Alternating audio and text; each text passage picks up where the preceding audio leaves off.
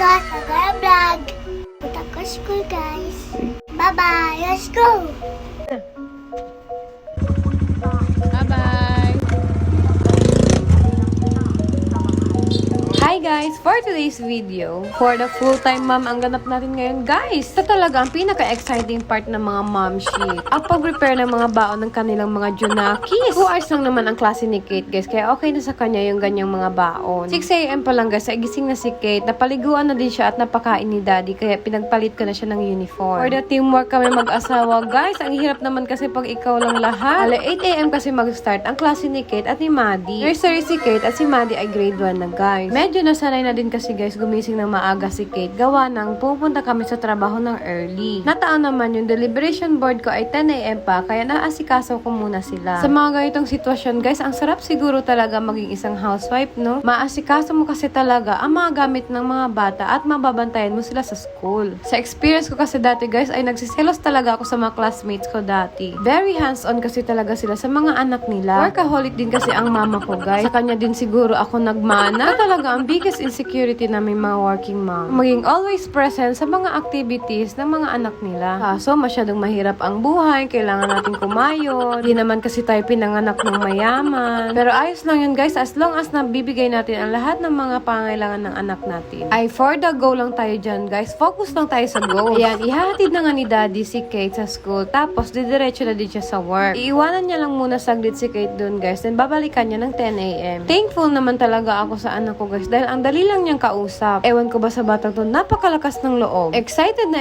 siya na pumunta ng school. Pagkaalis nila daddy ay nag-prepare naman ako sa uniform ko guys. Meron kasi akong Zoom meeting ng 10 AM. Garating nila daddy sa school ay ina-orienta pala yung mga bata. Napakilala na yung mga teachers, ganun. Yan yun naman si Kate guys. Napaka-cute niya tignan sa uniform niya. Proud na proud ako sa mga oras na to guys dahil napaka-behave ng anak ko. Never siyang lumingon kay daddy para humingi ng tulong. Para sa akin guys, nung naging nanay na ako, ito yung pinaka-most challenging part. Pakakawalan na kasi natin yung mga anak natin guys. Nag-aalala ako sa mga mangyayari sa kanya habang wala kami. Basta, ang hirap pala maging nanay, no? Pero sa tingin ko naman, napaka-independent ng anak ko. Bahay pa lang kasi guys, ina-explain ko na sa kanya na laging wala si mommy at daddy. Dahil nag-work kami para pambili niya ng toys. Kaya dapat always listen to teacher lang and dapat maging very good. Tingin ko naman guys, ay sinusunod naman kami ni Kate. Dahil nung sinundo ni daddy si Kate after ng school niya, napaka-hyper daw ni Kate, sabi ng teacher niya. Pa-participate daw talaga ito sa klase. Alam naman natin guys, si Kate, napaka-bida-bida niyan. Okay naman sa akin guys, yung ganito yung behavior niya, yung hindi masyadong mahiyain. Dahil lagi kaming wala, ay wala talaga siyang maasahan, kundi ang sarili niya. Mas maganda talaga na bata pa lang, ay ipaintindi na natin sa kanila kung ano yung sitwasyon natin. Oh, huli sa akto, for the chismosa ang person, kanino kaya nagmana? Ikas talaga kay Kate guys, ang hindi masyadong mahiyain. So, ina-expose kasi namin siya guys sa mga tao, lalo na dito sa work namin. Dinadala namin siya. Break time na pala nila guys, at tingnan nyo naman si Kate. Sa bahay pa lang, itinitrain ko na talaga siya paano i-open yung mga pagkain niya. At masyado naman ako natutuwa sa result guys. Tingnan nyo naman. Kaya niya nang kumain mag-isa. Maganda talaga na sa bahay ay tinatrain na natin sila ng kahit mga ganitong maliliit na bagay. Tingnan nyo naman guys ang result pagdating nila sa school. Medyo malalesser na ang pag-worry natin sa kanila. After ng klase guys, ay naka 2-star si Kate. O alam na, saan agad ang punta. Dahil first day of school, ay sige, pagbigyan natin ang gusto. Rewards and punishment ang ginagawa namin kay Kate guys. Every time may ginagawa siyang maganda, ay binibigyan namin siya ng reward. Nung nakauwi sila ni daddy guys, ay medyo patapos na rin ang aking Zoom. Kaya nagka-time pa para mag-selfie. At yun lamang po for today's video. Thank you so much guys for watching. Follow for more.